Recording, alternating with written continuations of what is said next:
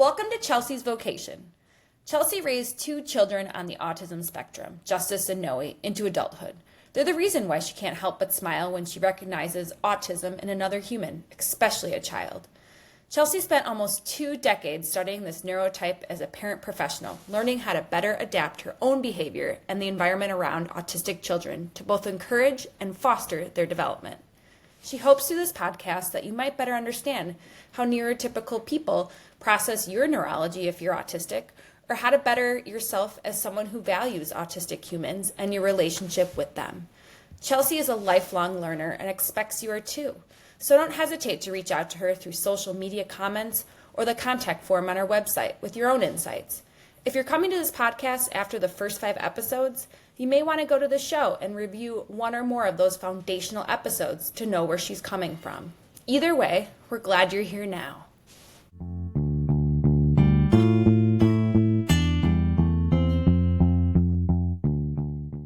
There was a sitcom that aired on ABC from 2016 to 2019 called Speechless that centered on a family with a son, played by Micah Fowler, whose disability impaired his ability to speak but not communicate. Minnie Driver played his mom, and there was so much about her character that I identified with as an advocate for my kids. She would come on strong with school staff, sometimes unnecessarily so, which caused friction in that homeschool relationship. And while there was a lot of laughter around that, there was learning too. To be fair, by that time my kids were in high school or recently graduated. I was nearing the end of my roles in Individualized Education Program or IEP meetings, and not at all sorry about that. It was a long road. We started with my son Justice's Individualized Family Service Plan, or IFSP, when he was just 2 years old, and then moved into the world of IEPs after his 3rd birthday. With our youngest, Noe, starting her first IFSP shortly thereafter, and then her own IEPs, I was in at least 4 meetings per year for more than 2 decades. And my guest is probably like, wah, only 4 meetings a year? Let me cry for you. While I would never claim I was an expert in IEPs, I learned a lot from my side of the table over time. Some were micro lessons in how to ask for specific accommodations, and some were macro lessons in how to communicate effectively with a team. When I decided I wanted to cover this topic, I wanted to do so from the perspective of a parent of a young child, because that's when it felt most intimidating to me. I happen to be related to an educator who knows how to take the pressure off, and Brittany is kind enough to be a guest on today's show. Welcome, Brittany. Hello. As a 5K teacher, you're often getting these students during their first year of full-day school. So their IEPs perhaps seem a little more important than they were during early childhood. I know when my kids were in early childhood, it's really only 2.5 hours per day of instruction. And there's only so much you can cram in 2.5 hours a day, but now it's full-day school. I'm going to tell you a quick funny story. When Justice was about to go into full-day kindergarten, the district was hosting a meeting for special education families whose students were in transition. And I have to say that as a parent of a 4-year-old who was going to eventually be going into 5-year-old kindergarten, I thought that was a transition. In my brain, he was transitioning to his neighborhood school where he would be in school all day. And I was a young mom. So I show up at this transition meeting and all of the administrators and educators looked at me like, sweetheart, what are you doing here? I'm like, yeah, my kid's in transition. And they looked at me like, oh, you look like you were just in transition 10 minutes ago. What do you mean? Well, he's going into kindergarten. Yeah, this isn't the meeting for you, but we'll follow up with you. And they were kind enough to take my email address and follow up with me about the transition that wasn't the capital T transition, which if you go listen to a previous episode on college considerations or puberty, you'll have a better idea what that transition is all about. I mean, I understand that's what we call when I attend 4K meetings, we call it a transition meeting because they're going to kindergarten. So I get it. Okay. I get it. I was just in the population of people to really understand why I was thinking this was a transition. Mm-hmm. They were just there for a different transition altogether. Mm-hmm. And I attend 4K meetings to help with the transition to kindergarten. I love that. That is actually very helpful because when I thought a big transition was coming, it didn't necessarily feel as big from the other side of the table because you all are used to transitioning students from one building to another, from one grade to another. But when you're a young parent of a young student, this all seems very intimidating. At least it felt like that to me. So I'm glad you do that for that transition. I'm sure it makes it better for everyone all around. Okay, now I'm going to back up to my actual question. I know that the very nature of these IEPs is by design individualized, by definition. But what in your experience as a special educator makes a quote unquote good IEP? I like to think that it passes the stranger test, meaning anyone can pick up the IEP and know exactly where the student is functioning both academically as well as functionally. So when I think about how many pages and how many sections there were in an IEP, I think that's the part that really freaked me out. Because when they come into kindergarten, even though kindergartners are spending most of the day in their own classroom, they have other specialists that are involved and other specials, right? Yes. So you're going to have a speech language pathologist probably. You're going to have an OT probably. They're part of the team. Okay. They don't necessarily attend those transition meetings. So if we know information coming into it, we do share that with them. Okay. But if you had, say, a substitute teacher or the student was going to a music class, they would be able to kind of look at the IEP. That's the idea of a stranger test. I would hope so. So really, when you're making the first IEP for the student coming into your program, you're relying pretty heavily on parental reporting and the previous classroom teacher reporting. Correct. So you don't necessarily have a good feel for what you think should be in there because you've not really seen the student. No observations are done. So this first IEP meeting is just, here's how we're starting. And we might change some things over time. Yes. And that would be the expectation, right? Yes. That not only are we changing things as the student is making progress in the goals, but as you get to know a little bit better what makes that student tick. Yes. Or I like to think too, everything should be linking back to their disability related needs. That's the whole reason that they have an IEP is due to that initial qualification or reevaluation, and everything should link and make sense on how it's tied to their disability.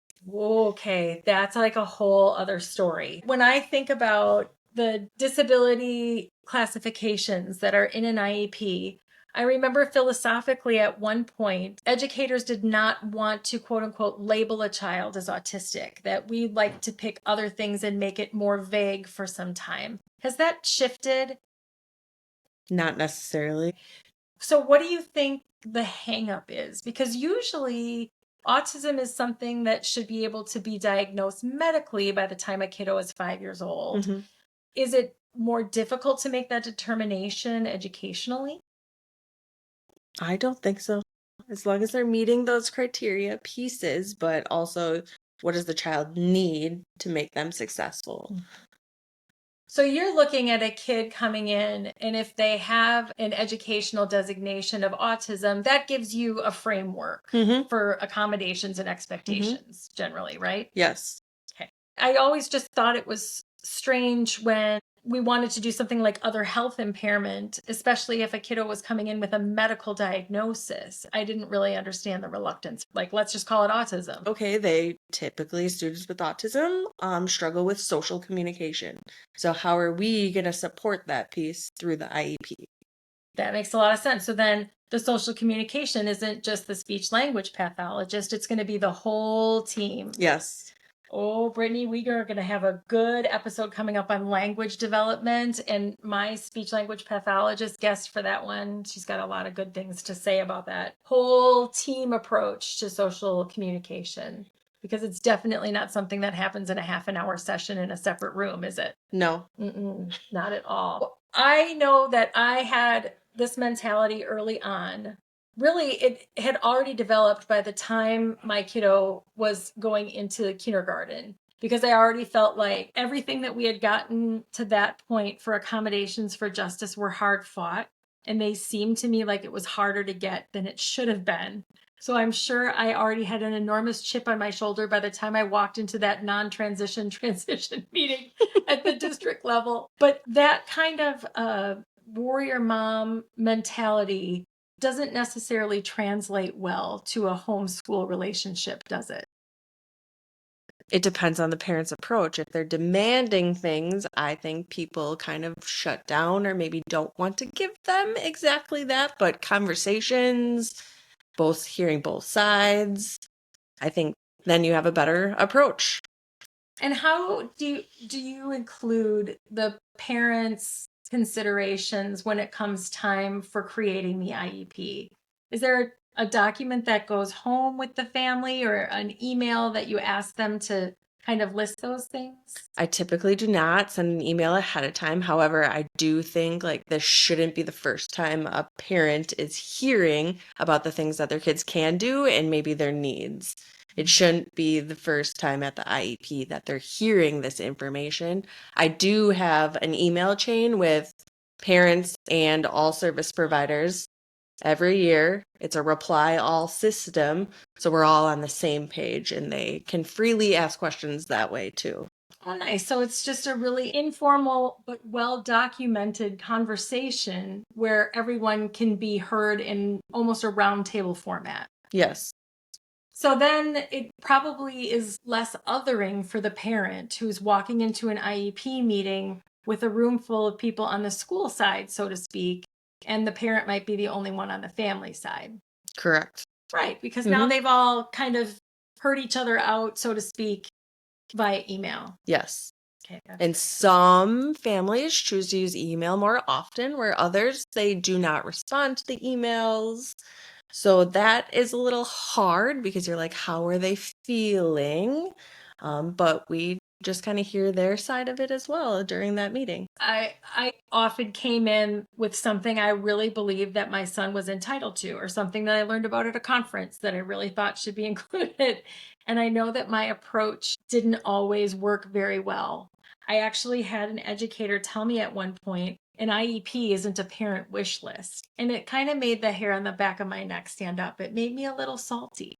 If you're feeling salty as a parent, what advice would you give as an educator on how to kind of take the edge off, but still present your concerns? That's a good question. I'm struggling right now because a lot of times I agree with the parent, but I know we don't always have the resources or the staffing because it takes people often to do these things. So I'm like, yeah, I think your child needs that as well. Obviously, I can't say that, but I want to. So I think it's hard. It's hard. Brittany, I think that's like the It's best hard. answer possible, right? Because I think on the parent side, you can say, yeah, but I know that this is the law. I know that they're entitled to this. And that may very well be the law, and they may very well be entitled to that. But sometimes it's kind of like saying, I want world peace, right? Who doesn't want world peace? Who doesn't want your kid to have every possible good thing under the educational sun that they can have? But there are limited resources. There is a pot of money that is finite. There are people's time that is finite. There's space in the building that is finite. And so it's about finding a way to make something work that might not be exactly what they wanted, but still meet the needs of the student. Yes. And I think too, on my side, like I look at documenting, okay, the parent wants this. I'm going to document, prove, yes, they need it or no, they don't. And if yes, they do, I take that to my program support teacher or the director of special ed and say, hey, this is what the data is showing us that this student needs. How are we going to support this student and the family to get that want or need? That's another really good point. It needs to be data driven, right? So some things might seem like a good idea, but there's no data around that. And without data, it's going to be hard to convince any release of resources for that kind of an intervention. Correct. And I even think when you're looking at decreasing services, you have to have a reason for that as well. And the data drives those decisions. That's a really good point, too. I know we're talking about the kiddos when they're young, but we were just talking before we started recording about kind of how every IEP is supposed to get a student to the point where they're career or college ready. But obviously, if you're going to fade a service when they're, say, 11 or 12 as they're transitioning into middle school, but really their aptitude doesn't show that they're career or college ready at that point, maybe it's kind of important to keep on some support, some scaffolding for Yes. those kinds of things well into middle school and beyond. Yes. Okay, now I'm thinking about a specific example of my son Justice, who has mixed receptive and expressive language delay. However, certainly has plenty of words, can absolutely get his needs met. Justice is now 26. His very favorite thing in the world is talking zombies right now. That's groovy that he can talk a long time about talking zombies, but ask him if he can talk to someone about their graphic design project, which is what he went to college for, and he's not interested in that. So in that instance, as Justice was transitioning into middle school, and the speech pathologist said, "Hey, Justice has so many words. He's got a really great vocabulary. I don't think we need speech anymore." And I said, "He's got a great vocabulary for Power Rangers and Star Wars, but I don't think that's going to get him a job. So how about we just keep that in there so we can work on the social communication part of autism?" Luckily, she agreed that was a good plan. Okay, I have a confession to make. When it came to IEP meetings, I wanted to be the kind of parent who presented herself as someone who understood that there was a finite pool of resources, that my son was not their only student on their caseload, that this was not the only meeting they were going to have this week about any number of students. And so I came in with baked goods often. And I'm not saying I was bribing anyone, but you guys are running around putting out fires all day. You might not have time to hydrate. You might not have time to eat food. When a parent comes in, even if they're afraid, even if they're intimidated, even if they're not sure what they want for their student, does it help create community, or does it just come off as extra? Bringing in baked goods? Yes. No, I think it's great. It's really great. We appreciate all of the baked goods, all of the goodies. I just felt like you guys are going above and beyond for my kid. When he's spending time with you, he's learning. He's not crawling up the walls at my house. I'm sure he's crawling up the walls in your classroom. And I want to appreciate the effort that you're putting into it. Yes, it is appreciated and not expected. But just understanding that this is a partnership. Everyone to kind of start to cut that learner some slack. And obviously, when you're in the building and you see your students then go on to first grade, maybe you check in and see them when they're further on in that elementary school setting, you see the progress that they make. But to parents, it might seem very urgent that they acquire some of these skills early on. Do you get that urgency sense from parents sometimes? Yes. I was for sure one of those parents, and I think it took me until Noe was probably in second grade to just start to kind of step back, to not feel the pressure of getting everything right in this first IEP, of getting every skill mastered in that first year. We can give them time. That's kind of the beauty of an IEP, right? Correct. And if they aren't making progress, well, why aren't they making progress? Do we need to change the attainability? Do we need to add more services to support them so they can reach those things? I think one of the other things I learned the hard way is that this is a marathon and not a sprint. I think what that meant for me on a more negative side is I felt like the educators from one year to the other couldn't be as invested as I was as a parent, because I knew that this year was a stepping stone to getting them to age 21 when they would age out of educational services. But in the same breath, what I needed to focus more on is the pacing of this whole situation. I think there are so many things that maybe learners who are neurotypical grasp, like fourth, fifth grade, like that organization, that kind of planning thing. Executive functioning. Yes, all that executive function is so hard for our learners. And, those fourth, fifth graders, they get that with those long projects, and our kids still don't have that. But it doesn't mean they never will.